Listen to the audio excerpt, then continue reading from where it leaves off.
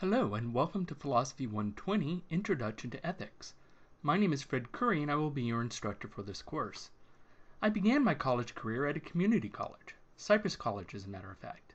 I wasn't at all happy with my high school experience and didn't really expect to like college, but it turned out that college rewarded all the things that high school, or at least my poor high school, seemed to actively discourage. Instead of mere memorization, college encouraged critical thinking, questioning material, asking tough questions, and creative problem solving. It turned out that in this environment I loved school, and I went on to Cal State Fullerton where I earned my BA in both English and philosophy, and then went on to earn my PhD in philosophy from Bowling Green University in Ohio. Because of this background, I am very happy to be teaching at a community college. My own experience changed my life and instilled in me a real love of learning. Not everybody loves academia, but my hope is that your own college experiences are also terrific, enlightening, and positively life-changing. By being one of your instructors early on, I hope I can play some small role in this.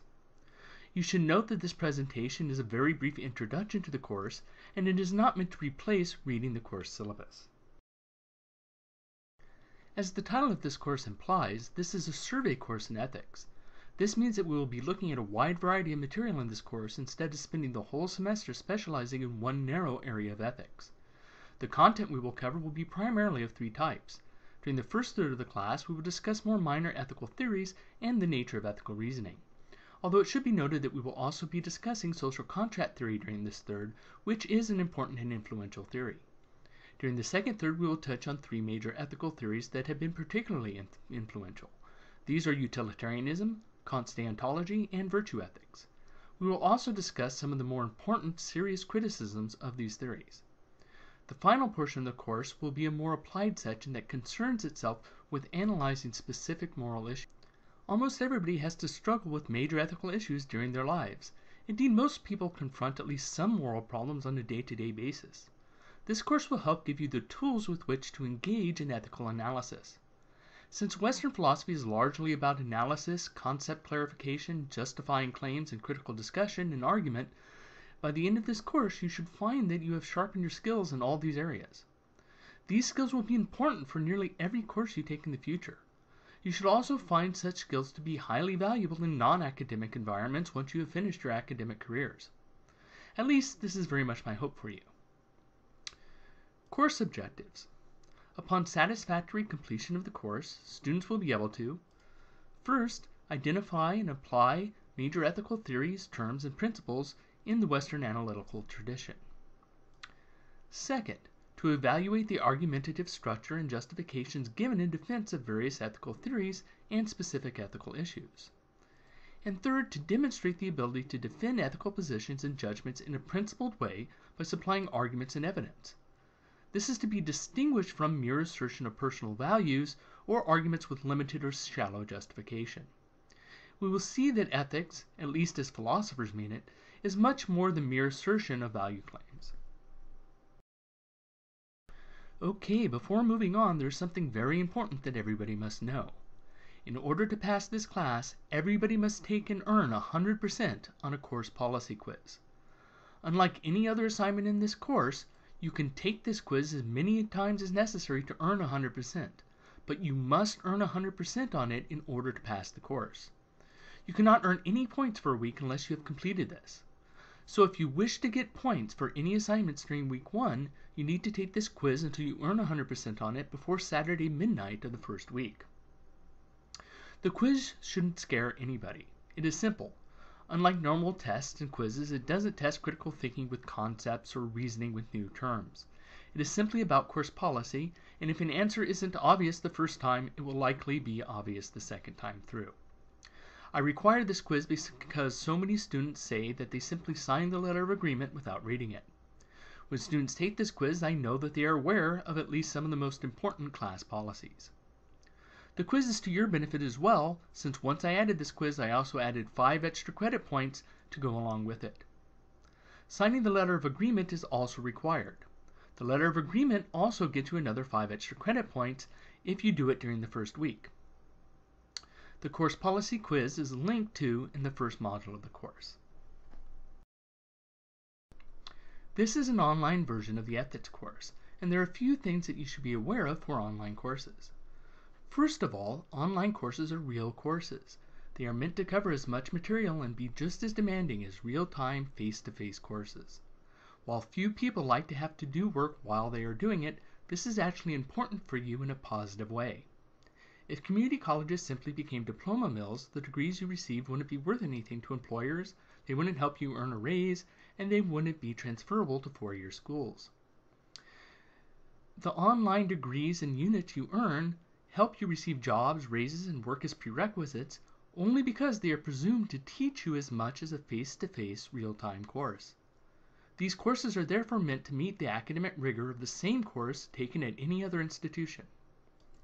What does this mean? Well, it means you should know the standard time commitment that is expected of a 3-unit course.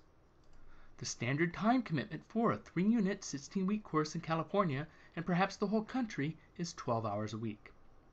This includes 3 hours of in-class time for real-time face-to-face classes. For asynchronous online courses, you are expected to use these 3 hours viewing instructional material and in other ways for the course. Please note that the 8-week courses are required to cover as much material as the 16-week courses in half the time. Again, this is a requirement. This means that the time commitment for a 3-unit, 8-week course is twice that of a 16-week course. It is the same total number of hours, but it is twice as many hours a week because you signed up to do it in half the amount of time. This means that the time commitment for a 3-unit, 8-week course is 24 hours a week. For face-to-face courses, 6 of that would be lecture, but for an asynchronous online course, this 6 hours involves viewing material online and other activities. Of course, some people work a little faster or slower, but you should realize the general expectations from a college course as you go in. The course will also require you to log on regularly throughout the week. You should be able to log in either Sunday or Monday, the first couple of days of the week.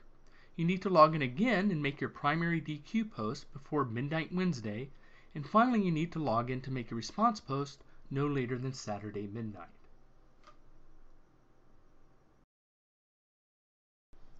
The book for this course is Elements of Moral Philosophy by James Rachel's 8th edition. Other readings will be provided as PDFs for free. You are free to use older editions of the book if they are cheaper for you, but I would suggest going no further back than 6th edition. If you do use older editions of the book, you are responsible for any differences, but if you do not go back past the 6th edition, I would not anticipate any problems. I provide the first chapter in Dropbox for you. My hope is that in this way you can get the best deal possible by ordering a used copy, maybe of an older edition, from a site like Amazon. You may be able to get one there for $20 or less. If you're still waiting for the book, when we get to Chapter 2, you can email me a receipt to show me that you have purchased the book, and I will email you Chapter 2. I'm afraid that I can share no more of the book than that, as the law begins to tie my hands. Additional readings in the course will be provided for you. In short, I am doing what I can to save you money. I would also like to say something about the course text and authority. Philosophy is different from many other classes you might be used to taking. In many courses, the course texts represent an authority or set of facts that you are meant to understand and accept. In this course, and in philosophy in general, the texts do not represent an end-all authority on what is or is not true, or even what you should believe in the course. The point of our work in this course will not be to simply memorize facts in the readings that you will receive. Of course, you will need to understand the points of view, theories, and concepts the authors use in this course and be able to apply them. But in addition to this, you are free and even encouraged to criticize the textbook and other authors that we will be reading. Indeed, it would be impossible for you to agree with everything that you will read in this course, since the readings will contain opposing points of view. I tried to create an environment that is as safe and as respectful as possible. In philosophy, we will of necessity be discussing controversial topics, but you will never, ever be graded on what you believe in this course. You will be graded on how well you understand important concepts and arguments and how well you can apply them, and even on the strength of arguments constructed. But you will never, ever be graded on your personal views. I think that diversity in a classroom is important, and I want everybody to feel free to express their views in the forums and feel respected and valued. You are even free to argue for positions you do not agree with, to see how strong those positions may be. This is sometimes called playing devil's advocate, and people can learn a great deal from it. Of course, basic netiquette has to be honored, and while it is okay to argue against any position you like, it is not okay to attack people, call them names, and so forth. I almost never have a problem with this, but I do like to mention it. Course organization. This course is organized into 16 modules. In a 16-week course, that means doing 1 module a week. In an 8-week course, this means doing 2 modules a week. To find out exactly what to do each week, make sure to use the lesson schedule outline as an overview, and then simply look at the information contained within the assigned course modules every week. Though they may vary a bit, each module usually contains a set of assigned readings, lecture or presentation material to help you understand the readings and/or additional important philosophical material. This is usually in the form of 1 or multiple PowerPoint presentations. A set of formed discussion questions or DQs. Usually the DQs will consist of 1 primary post and 1 response post. You're free to post more. Modules may also contain a test, quiz, or other assignment. Primary posts, unless they say otherwise, are always due by midnight on Wednesday. Response posts, unless they say otherwise, are always due by midnight on Saturday. And tests and quizzes, unless they say otherwise, are always due by midnight on Saturday of the module in which they appear.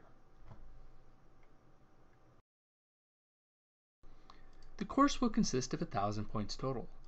900 points and above is an A, 800 points and above but less than 900 is a B, 700 points and above but less than 800 is a C, 600 points and above but less than 700 is a D, and less than 600 is an F. You should note that these are real cutoff points. A B starts at 800 points, not at 799 points. In order to bump up a student, I need an academic reason to do so. It isn't sufficient that a student really want a higher grade, or that the score be really close. Keep in mind that with the course policy quiz, the favors column, which will be explained in a moment, and the letter of agreement, you should all be starting off the course with 20 extra credit points. So this effectively means that these cutoff points are already 20 points under what they are. I do occasionally bump up scores, but there needs to be an academic reason to do so.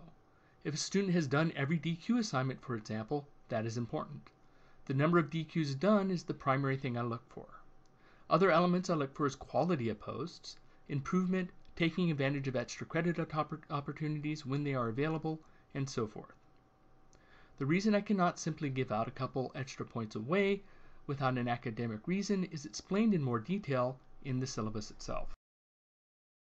Here's how the points break down for the semester. There are 15 DQs which you can earn 300 points from. There are 6 quizzes. The first is worth 20 points. It isn't any harder or easier really, but is worth less so that you can get used to the quizzes. The rest are worth 40 points each. This still isn't a lot of points. The purpose of the quizzes is to prepare you for the tests. For this reason, the quiz questions are similar to the test questions in terms of difficulty. There are 3 tests.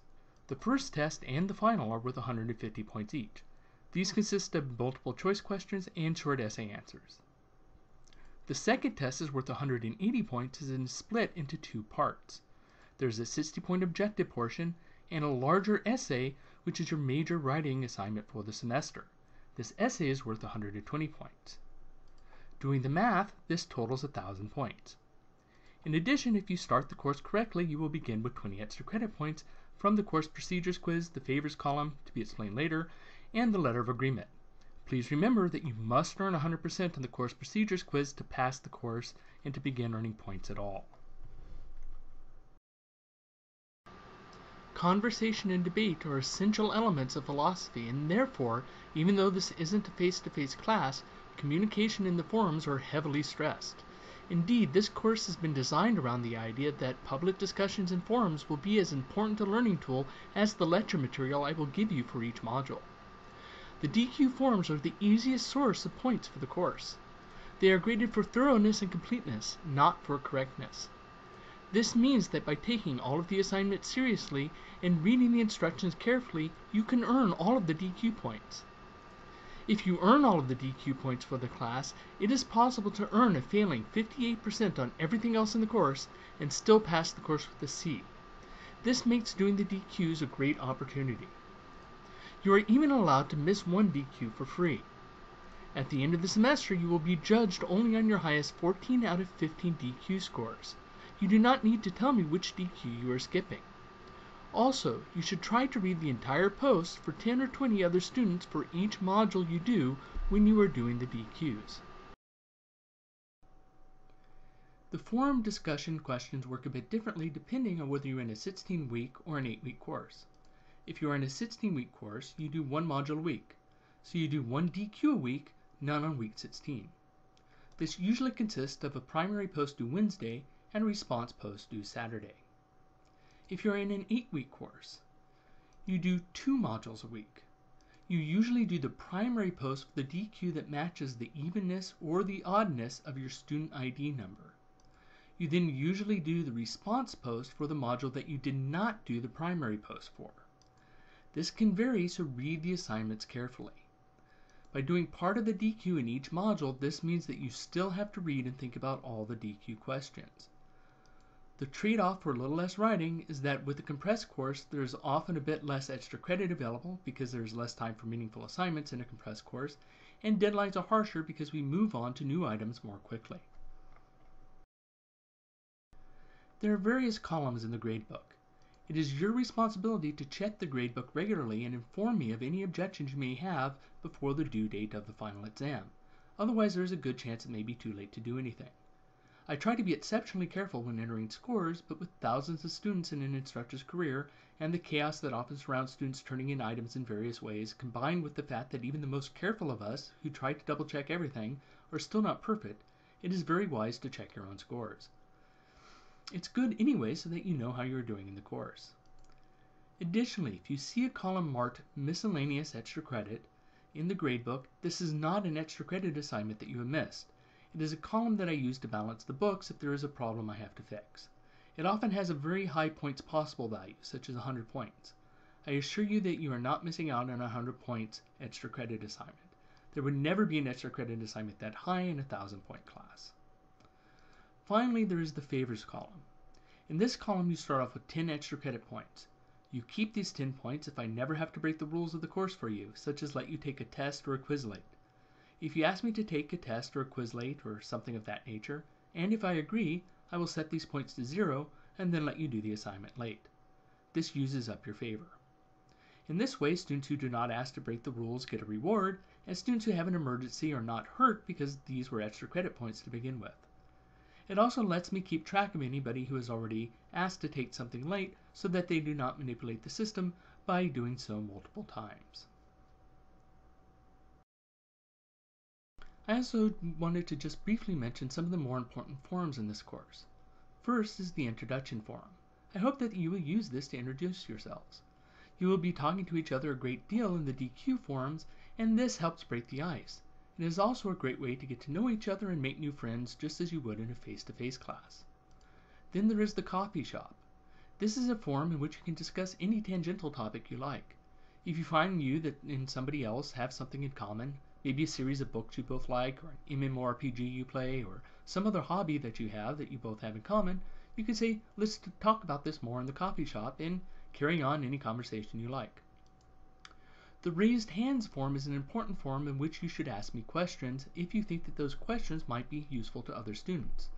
Please do not use this forum to ask me questions about your own score or matters that only pertain to you, but if you think that others may benefit from your question, it is much better to share your questions in raised hands than just to email me, because then only you see the answer. The Anonymous Comments forum provides you with a link to an off-site forum where you can leave me anonymous comments. I think that honest feedback from students is very important. I really hope that you feel free and comfortable to tell me anything you like, but I realize that sometimes it's hard to tell an instructor about something you do not like in the course, or even tell him or her what you do like because it might sound like kissing up. You can use this forum to make completely anonymous comments. Very important though, please do not use this forum to ask me questions that you really need an answer to. Because it's off-site, I only check it every week or so. If I do find a comment, I do try to respond if appropriate, so check back. Then there are the most important forums. These are the discussion question forums. Here is where you will be posting answers to your DQ questions and interacting most with other students. Also, please do not ask me questions when writing your DQs. By necessity, DQs are graded quickly for completeness and not correctness. I do try to comb through them and always pick a few to read more carefully. I then try to send out general comments to the class or sometimes post. If I post in response to a post of yours in the forum, I may not see a reply. This is just my way of giving you feedback. I simply have too many forms to keep track of to look in all of them in every class every day to see if any of my students has written anything to me. So again, if you have anything you would like me to respond to, please use the raised hands forum or email me.